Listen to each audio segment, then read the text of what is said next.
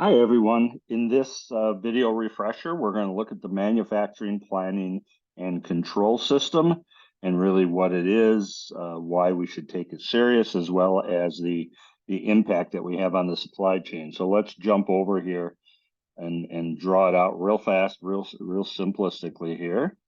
And so when we come over here, if you all remember, we talked about strategy on top, and strategy drives our S&OP planning. In between, we also have business planning, but S&OP drives master production schedule, drives MRP, which drives us to buy or make. And make can be broken down into 3 steps of scheduling, implementation, and monitoring or controlling it. On the left of the whole picture, we also had demand management, where we brought in distribution, we brought in also forecasting, and we don't have it in the picture, but we probably draw in also marketplace knowledge at the same time.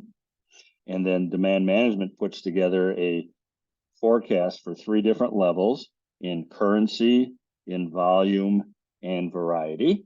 And then if you remember, for S&OP, we had resource planning on the capacity side, rough cut capacity planning, we had CRP, and then down under the monitoring and control, we had input and output. The comments or the refreshers I'd like to make would be to have you be thinking about, a couple lines here horizontally, right up below MRP, and then down the middle here, right here. So we've got 4 quadrants.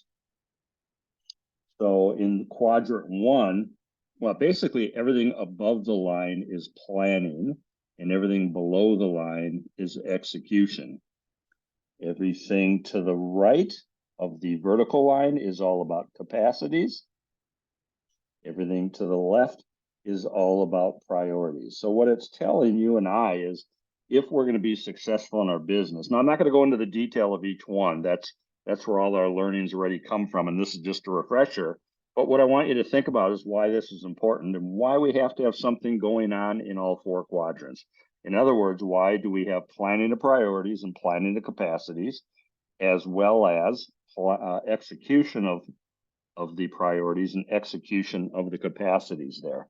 So we've got these 4 quadrants, and what I'd really like you to think about is, why do we have to have something going on in all 4 quadrants? And the reason being is, if we're not doing something in any of those 4 quadrants, we probably have a hole in our planning and control system. Now, the interesting thing is, we will get the work done, but it's going to be very costly because we're probably not very thoughtful of how we're doing it. We're very scattered on how we're doing it, and that's going to cost us more resources in people, dollars, etc. So it's important we got to be operating in all areas, because we want to be efficient and effective as we go through this.